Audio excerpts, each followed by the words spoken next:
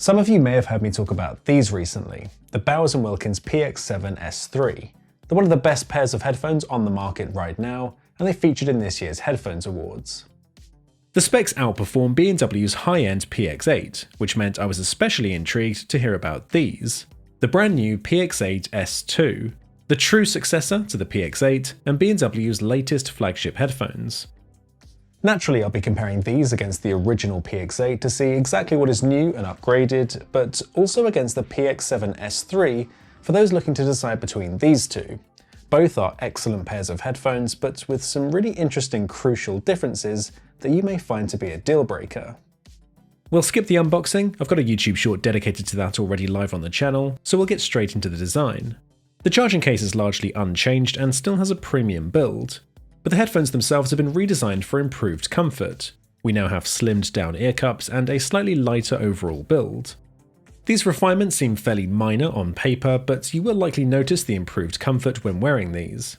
The clamping force is a bit lighter and more forgiving, and there's a bit more padding to the headband now.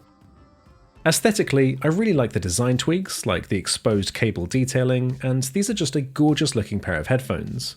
We still have an extremely high build quality competing with the very best on the market, with premium materials like brushed aluminium and genuine Nappa leather. The stiffness of the ear cup rotation is satisfyingly increased, so the PX8S2 are the most premium feeling headphones from Bowers & Wilkins so far. And this design choice is essentially the main feature separating the PX8 models from the PX7S3. Those instead use fabric and synthetic leather, which does make them vegan friendly and therefore potentially a deal breaker for some people. The 7S3 are also the lightest pair by about 10 grams and have the lowest clamping force, so they do win for comfort. But the PX8S2 certainly look and feel the more premium of the two, so this is something you'll want to factor in when deciding on these headphones. Some have also reported that the Nappa leather lasts a lot longer and doesn't flake as easily over time, so consider long-term durability as well. What's great about the new S2s though is that they've been designed so that both the ear cushions and headband can now be replaced. With the slimmed down ear cups, we get reshaped controls.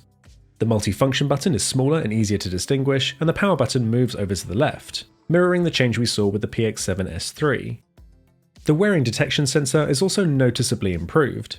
Auto pause and play is now near instantaneous, whereas this was a bit slow on the original PX8, so I really like this upgrade. The Bowers & Wilkins app remains largely the same, it's a clean and minimal interface with only a small handful of features. But one significant improvement is the switch to a 5-band custom EQ. Again, just as we saw with the PX7S3. This gives users a lot more control over the sound than just the bass and treble sliders we have with the original PX8. Internally, there's been a spec refresh, and the new S2s upgrade to Bluetooth 5.3 and the aptX lossless codec, matching that of the PX7S3. Bluetooth LE, Auracast, and spatial audio should all be coming in the future via an over-the-air update, so we could see improved sound options and lower latency with the new S2 model. 24-bit 96kHz wired listening is available via one of the included USB-C cables, especially good for iPhone users who can still benefit from high-res audio despite not supporting the aptX codecs. Sadly, you still need to have the headphones powered on for this, so there's no passive listening available. Battery life remains the same at around 30 hours, with a 15-minute fast charge providing 7 hours of listening. Just before we continue, I want to quickly tell you about today's video sponsor, Incogni. It's no secret that your data is sadly everywhere online, and the number of data breaches rises year on year, so the risk of your personal information being exposed is constantly increasing.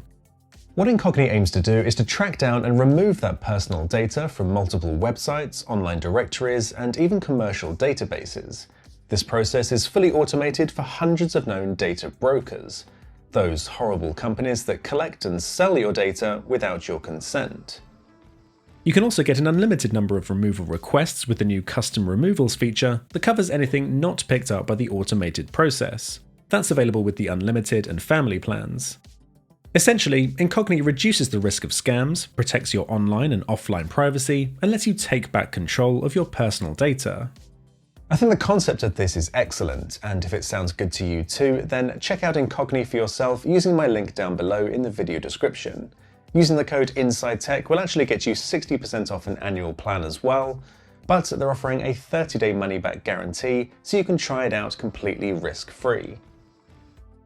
The PX8S2 increases the mic count from 6 to 8, and 6 of these are now used for ANC.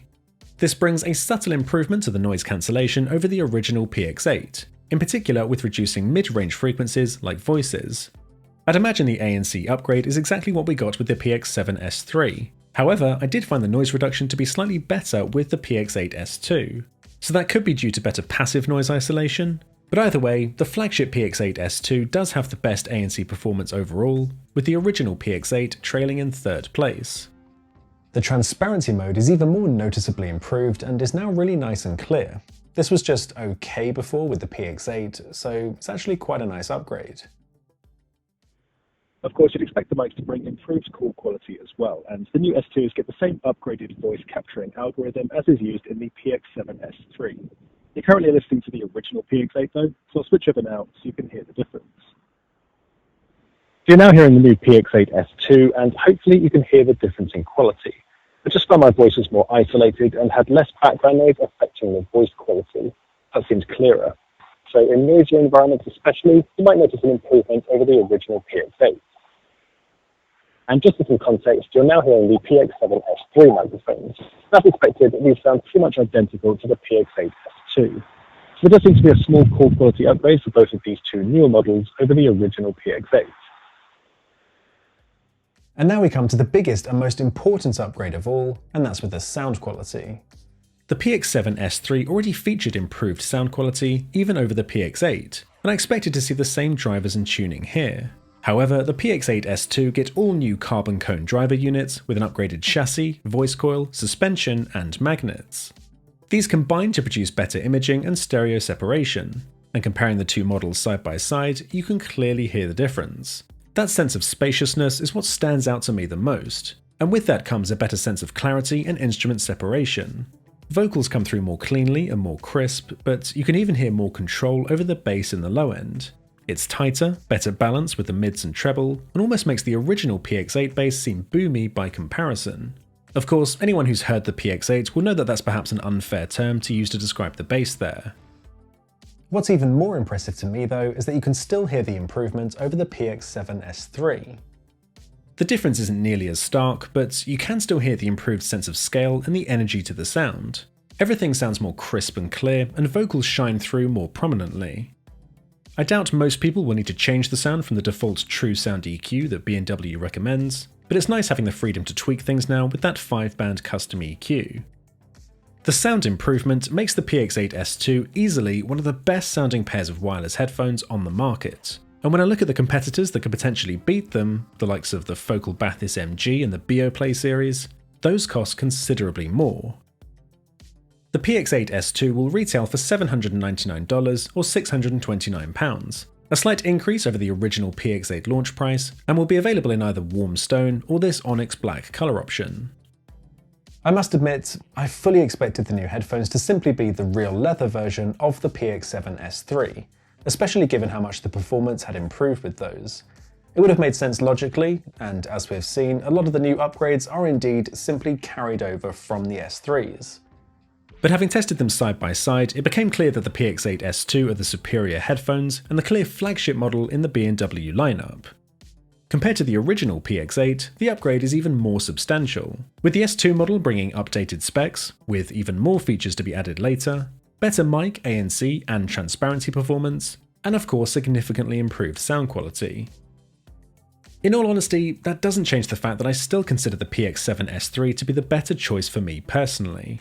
I prefer the vegan leather build, and as the significantly cheaper model, I do think they offer better value for money. But that's a very personal choice. The new PX8S2 definitely has a place on the market, and is for those who want the very best quality that Bowers & Wilkins has to offer. I can certainly appreciate that, and how these are still the superior model. There is a clear upgrade in terms of sound and build quality, and you get a truly premium experience all round. Like the PX7S3 before them, B&W's latest flagship is one of the very best pairs of headphones money can buy right now. Let me know in the comments if you'll be buying the new PX8S2. I know lots of you have been waiting for these, and if you have any further questions, then I'll do my best to answer. Please give this video a like if you found it helpful. Do also subscribe and hit the notification bell so you know when new videos go live. I've got my in-depth iPhone 17, 17 Pro and iPhone Air reviews coming very soon, which you won't want to miss. Thanks a lot for watching, and I'll hopefully see you next time.